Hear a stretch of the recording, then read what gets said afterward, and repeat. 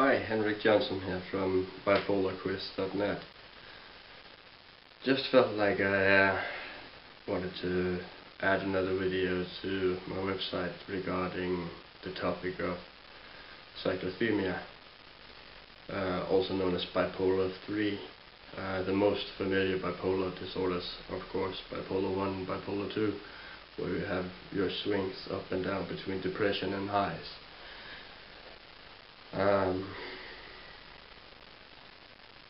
I am most likely bipolar 3.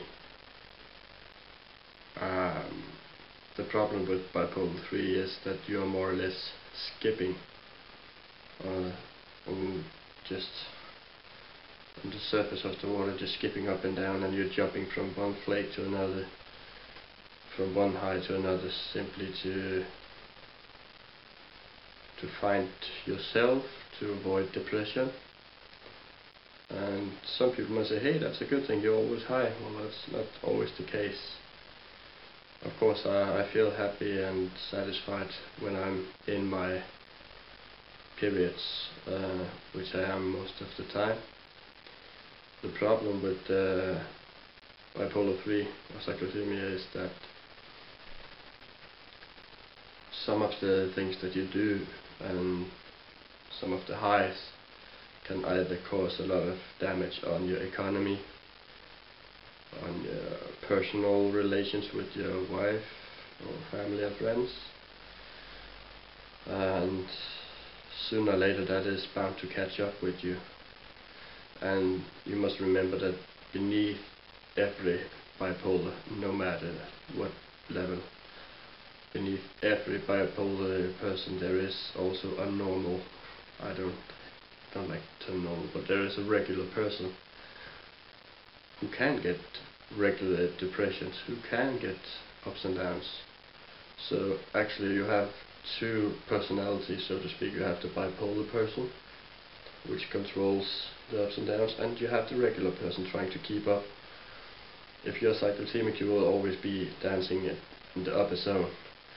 And okay, maybe if I'm obsessed by painting pottery, that isn't the most expensive of obsessions, but of course a bipolar person always finds a way to make it the most expensive ones.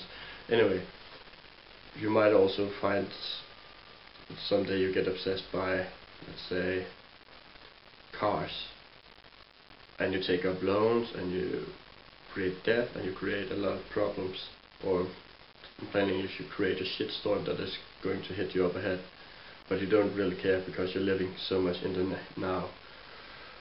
Another example could be that you're sexual obsessed, which could damage your relationships, or simply that you're so focused on your obsession that it will ruin your career, ruin your family life, and at the end you will have accumulated so many problems that the bubble at some point it must burst, even though how much you're trying to, because a normal person will always try to go and cover up the problems, try and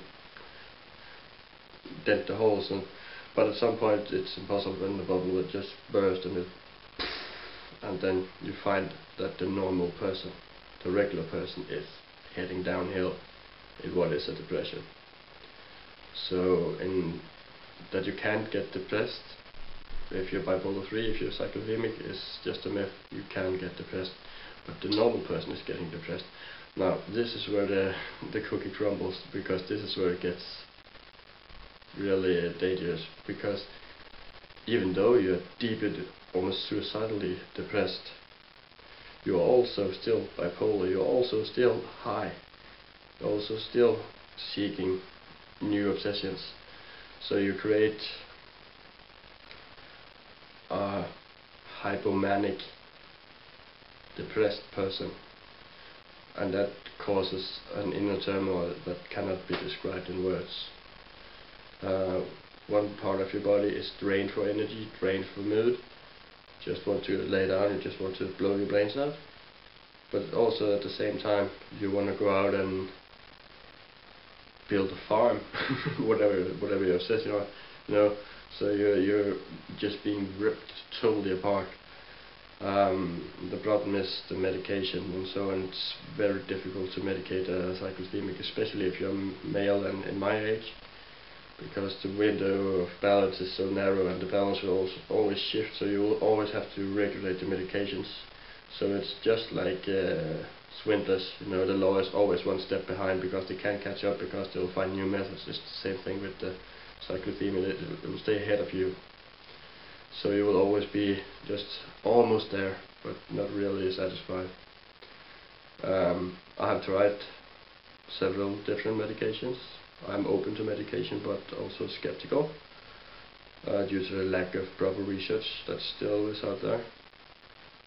My new approach is to try and take control using implementing coaching along with modern psychology. So I'm not only talking to a psychiatrist, but also a coach who can give some feedback. The way I'm going to monitor my bipolar states is by setting up a sort of alarm system, which is regular rules. Monday, 1 hour running, no more than 1 hour, no less than 1 hour, just 1 hour. So I'm not only talking to a psychiatrist, but also a coach who can give some feedback. The way I'm going to monitor my bipolar states is by setting up a sort of alarm system, which is regular rules. Monday, 1 hour running, no more than 1 hour, no less than 1 hour, just 1 hour, not more or less. Wednesday, you do your pills and so on. Thursday, you have soccer practice, whatever. And no matter what the mood is, there's no excuse. If I see that my schedule is starting to slip, that I am neglecting my own appointments, then it can be and will be a smoke detector. It will say, hey, you're swinging out of line here. And that is when you can draw in again the psychiatrist or coach and try to help him boost the regular person back into balance, using force if necessary, simply trying to, with any means, cut out the possibilities for the bipolar side to take control. It is a very new method and tricky method, but like many others, I don't like the idea of being medicated. I feel comatized, unable to do a lot of things, hate the side effects. So I'm going to try this method and we'll see how it works out, but there's a lot of pieces in a big puzzle that has to fit, and I'm not quite there yet.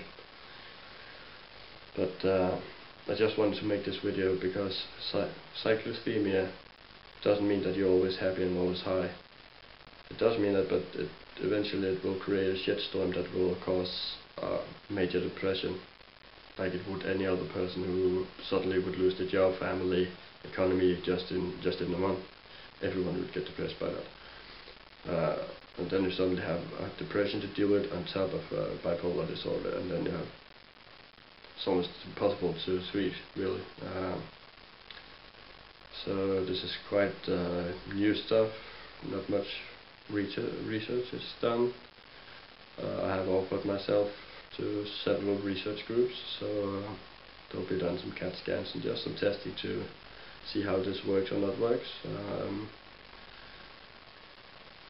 Skeptically positive, that's my attitude to this experiment, and we'll see where it leads. But it was just some short words on the cyclothymia state, which also is a very serious condition within the bipolar spectrum, besides the bipolar 1 and 2. Of course, if you want more, skeptically positive, that's my attitude to this experiment, and we'll see where it leads. But it was just some short words on the cyclothymia state, which also is a very serious condition within the bipolar spectrum, besides the bipolar 1 and 2.